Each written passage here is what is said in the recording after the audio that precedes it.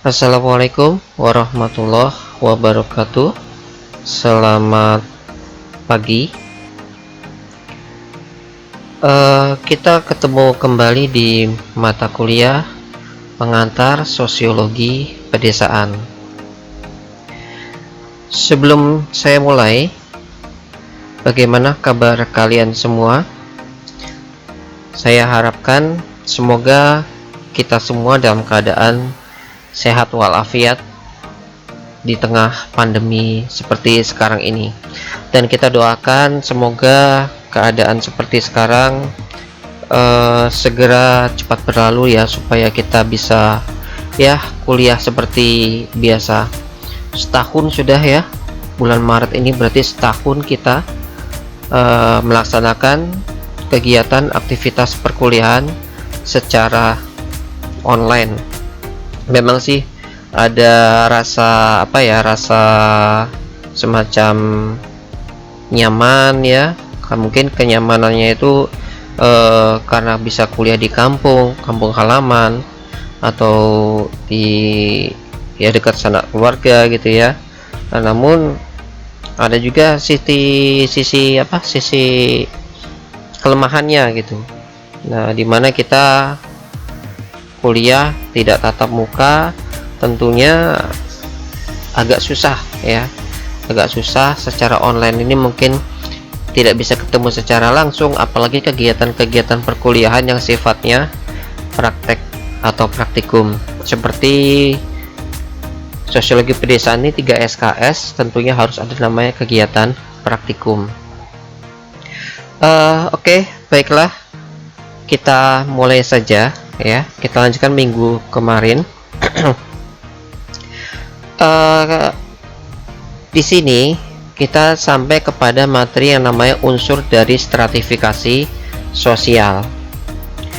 Nah, di bukunya Narwoko dan Suyanto tahun 2011 terdapat 2 unsur stratifikasi sosial di masyarakat, yaitu status atau kedudukan dan peranal atau role.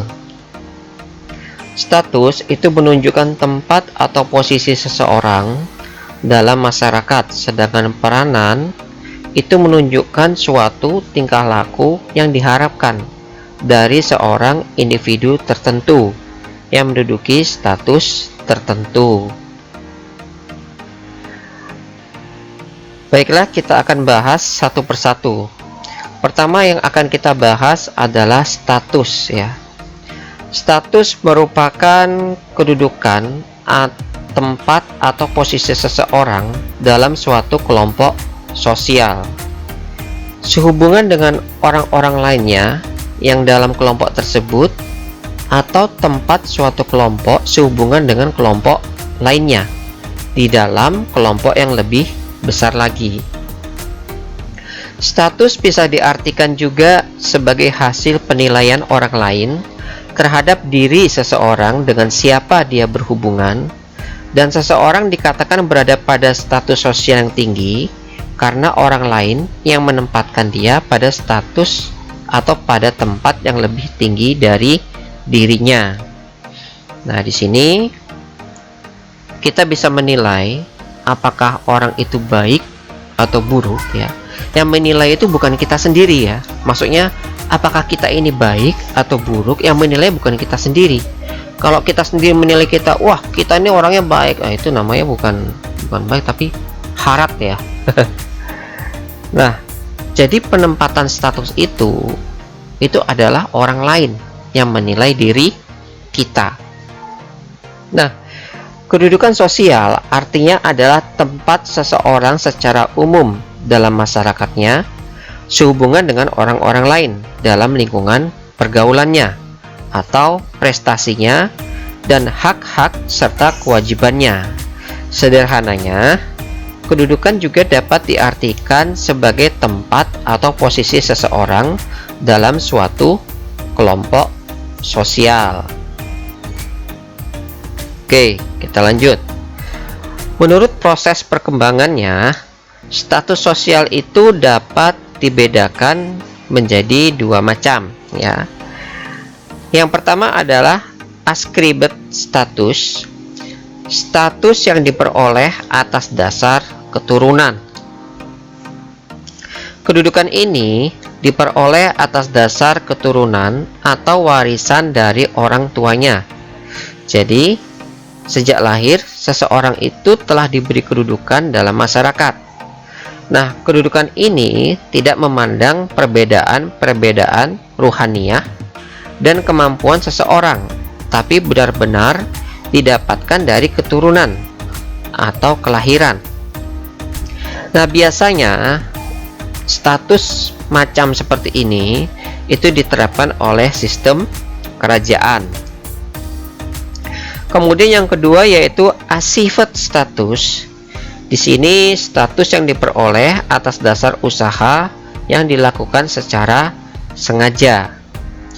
Kedudukan ini diperoleh setelah seseorang berusaha melalui usaha-usaha yang dilakukan berdasarkan kemampuannya agar dapat mencapai kedudukan yang diinginkan.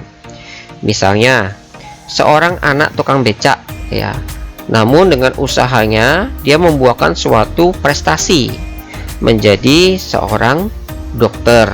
Nah, jadi sudah bisa kan membedakan ascribed status dan assieved status. Baiklah, sekarang kita akan membahas unsur kedua dari stratifikasi sosial, yaitu peranan. Peranan merupakan pola perilaku yang diharapkan dari seseorang yang sesuai dengan status yang disandangnya dalam sistem sosial tertentu. Peranan juga merupakan sisi lain dari kedudukan, yaitu apabila seseorang melaksanakan hak dan kewajiban sesuai kedudukannya. Peranan atau role itu merupakan aspek yang dinamis dari kedudukan status atau status ya. Apabila seseorang melakukan hak-hak dan kewajibannya sesuai dengan kedudukannya, maka dia akan menjalankan suatu peranan. Setiap orang itu memiliki macam-macam peranan yang berasal dari pola pergaulan hidupnya. Dan hal itu sekaligus berarti bahwa peranan tersebut akan menentukan apa yang diperbuatnya bagi masyarakat, serta kesempatan apa yang diberikan oleh masyarakat kepadanya. Nah, di sini peranan. Nah, berdasarkan pelaksanaannya, peranan sosial ya, itu dapat juga dibedakan menjadi dua jenis ya. Yang pertama yaitu peranan yang diharapkan atau expected rules ya, yaitu cara ideal dalam pelaksanaan peranan menurut penilaian masyarakat. Nah, masyarakat di sini menghendaki peranan yang diharapkan dilaksanakan secermat-cermatnya, dan peranan ini tidak dapat ditawar dan harus dilaksanakan seperti yang ditentukan peranan jenis ini. Antara lain ada peran hakim ya, protokoler, diplomatik, dan sebagainya.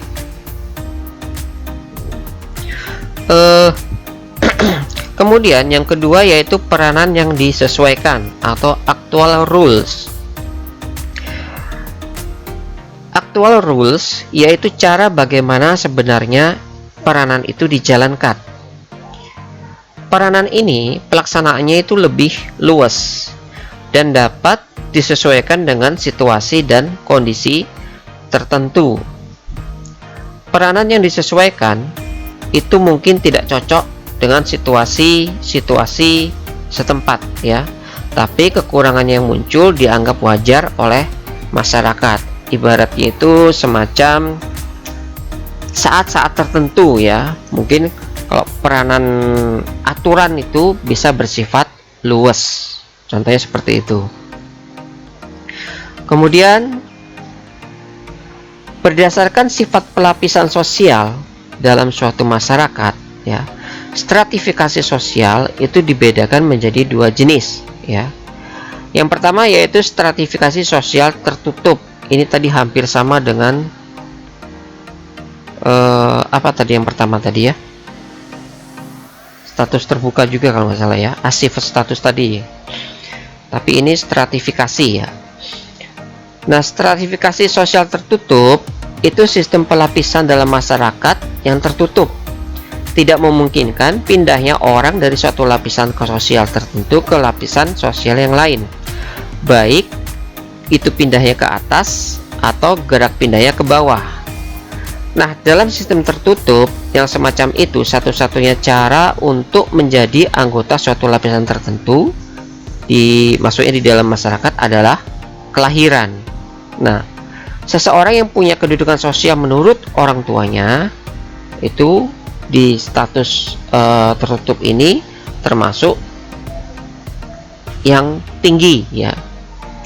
Nah, sistem sosial tertutup ini dapat di masyarakat, maksudnya terdapat di masyarakat yang menganut sistem kasta.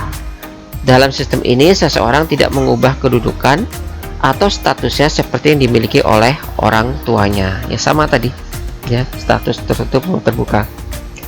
Kemudian stratifikasi sosial terbuka ya. Di dalam sistem terbuka itu setiap anggota masyarakat punya kesempatan untuk berusaha dengan kemampuannya sendiri.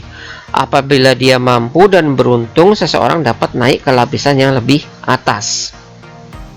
Atau bagi mereka yang tidak beruntung dapat turun ke lapisan yang lebih rendah. Dari kedua stratifikasi tersebut, jelas ada yang menjadi titik ketidaksamaan sekaligus pembeda dari kedua tipe stratifikasi sosial. Pertama, stratifikasi sosial terbuka itu memberi kesempatan secara terbuka dan seluas-luasnya untuk kita berusaha. Nah, sementara stratifikasi sosial tertutup itu membatasi kesempatan individu untuk berusaha ya. Terus kalau kita amati lagi nih yang kedua, jika dalam stratifikasi sosial terbuka terdapat adanya usaha-usaha tertentu, yaitu jalan untuk memperoleh status, maka dalam sistem stratifikasi sosial tertutup, jalan satu-satunya untuk memperoleh status ialah dengan jalan kelahiran ya, keturunan. Nah, ini tergantung takdir itu Bang ya. Nah, ketiga ya, individu dalam stratifikasi sosial terbuka itu punya kesempatan untuk berada dalam lapisan atas atau kelas atas ya, dan bisa juga kelas bawah, tergantung nasib itu. Sementara kalau stratifikasi sosial tertutup itu menutup untuk kemungkinan memperoleh pilihan berada di lapisan di mana di antara kedua hal tersebut ya. Jadi atas atau bawah. Jadi tertutup tidak memungkinkan gitu. Oke. Nah, ukuran atau kriteria yang digunakan dalam menggolongkan stratifikasi sosial anggota masyarakat itu ya ke dalam lapisan-lapisan tertentu adalah sebagai berikut ya. Ini yang pertemuan ke berapa sudah saya sebutkan, ada apa namanya? Privilege ya, power dan prestige ya. Nah, ini kalau versi Indonesianya ada kekayaan ya. Nah, di sini kekayaan itu merupakan dasar yang paling banyak digunakan pada zaman sekarang ya, di mana seseorang yang punya kekayaan banyak akan dimasukkan ke dalam lapisan atas dan yang sedikit akan dimasukkan ke dalam lapisan bawah. Kemudian kekuasaan.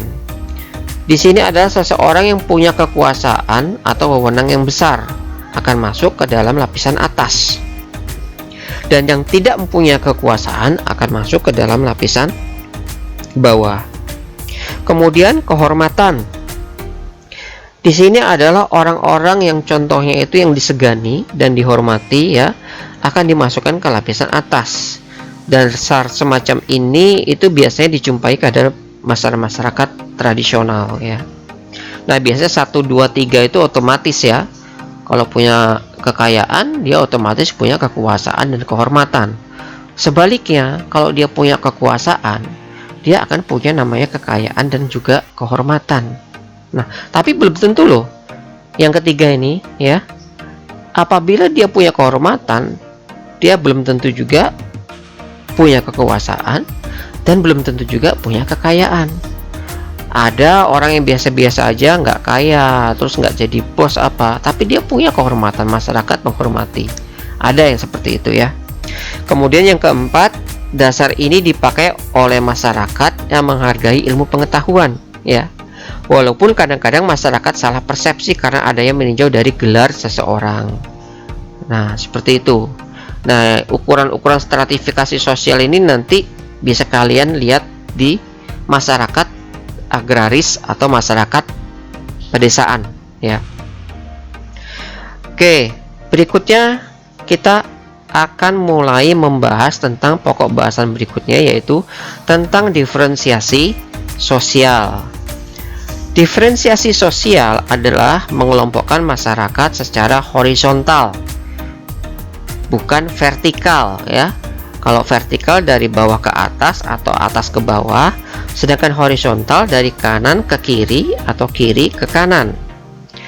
Berdasarkan horizontal itu berdasarkan ciri-ciri yang dimiliki tertentu ya, ada ciri khas tertentu maksudnya. Nah, perbedaan-perbedaan itu tidak dapat diklasifikasikan secara bertingkat atau vertikal seperti halnya pada tingkatan lapisan ekonomi atau lapisan yang lebih tinggi, lapisan menengah, dan lapisan rendah.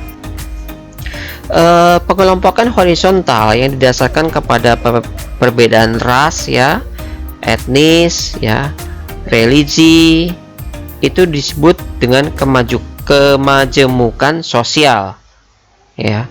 Nah, sedangkan pengelompokan berdasarkan perbedaan profesi, jenis kelamin, itu disebut heterogenitas sosial. Ingat ya, saya ulangin ya, pengelompokan horizontal yang didasarkan kepada perbedaan ras, etnis, suku bangsa, dan religi itu disebut kemajemukan sosial. Sedangkan pengelompokan berdasarkan perbedaan profesi dan jenis kelamin itu disebut heterogenitas sosial. Kalau kita perhatikan, terutama di wilayah-wilayah pedesaan ya, itu tiap daerah pasti punya ragam kebudayaan yang berbeda dan punya ciri khas masing-masing desa tersebut. Apalagi sekarang sudah zamannya zaman globalisasi ya, dan memungkinkan setiap orang dapat berpindah tempat. Nah, selain itu juga dapat memungkinkan yang namanya terjadinya diferensiasi sosial di antara masyarakat pedesaan yang cenderung profesinya homogen, yaitu sebagai petani. Dalam kenyataan yang ada di dalam masyarakat pedesaan ya, perbedaan-perbedaan yang terjadi memang secara kodrati itu telah ada. Nah, perbedaan tersebut yang membuat keseimbangan dan kedinamisan dalam hidup bermasyarakat. Nah, berdasarkan observasi ya, dengan perbedaan-perbedaan yang ada tersebut justru akan menyebabkan pembagian tugas di dalam masyarakat untuk memenuhi kebutuhan hidup. Ada semacam peranan-peranan yang terspesialisasi di antara kedudukan-kedudukan masyarakat desa. Oke, lanjut. Adapun ciri-ciri diferensiasi sosial dalam masyarakat itu dapat dikelompokkan menjadi 3. Yang pertama adalah ciri fisik ya. Di sini penggolongan masyarakat ini terjadi karena adanya perbedaan umum pada fisik seseorang, seperti bentuk mata ya. Bentuk mata apa? Sipit, apalagi bulat ya. Warna dan bentuk rambut ya. Rambut ada yang pirang ya kan. Kalau di daerah luar negeri rata-rata banyak yang pirang ya, nggak tahu itu perbedaan apa. Kemudian keriting, ikal ya, lurus. Warna kulit ada yang putih, ada yang sawo matang, ada yang gelap. Apalagi bentuk hidung ya, ada yang mancung, ada yang kurang mancung. Saya nggak mau ngomong pesek ya. dan lain-lain. Kemudian ciri-ciri sosial. Nah, di ciri sosial adalah merupakan penggolongan masyarakat berdasarkan ciri sosial. Biasanya terjadi karena perbedaan status sosial pada masyarakat itu sendiri. Dalam hal ini, status sosial itu diukur dari jabatan, profesi, ya, kekuasaan, gengsi maupun peranannya dalam bermasyarakat. Kemudian ciri budaya. Nah, penggolongan masyarakat yang satu ini terjadi karena perbedaan pandangan hidup masyarakat satu dengan masyarakat yang lain. Nah, lebih lanjut mengenai ciri kebudayaan itu dapat dilihat dari perbedaan kepercayaan, ya, maupun norma yang dianut dalam masyarakat tersebut, seperti adat istiadat, kesenian, pakaian yang dikenakan, bahasa yang digunakan, dan lain-lain. Oke, baiklah. Insya Allah ya, pertemuan minggu depan saya akan membahas tentang bagaimana struktur masyarakat pedesaan, interaksi masyarakat pedesaan yang notabene sebagai petani, kemudian bentuk-bentuk interaksinya seperti apa, dan kelembagaan masyarakat desa seperti apa. Baiklah, sampai di sini pertemuan minggu ini. Mohon maaf, di belakang saya ada suara-suara latar yang kagak jelas. Ya, inilah salah satu kelemahan dari kita belajar secara daring.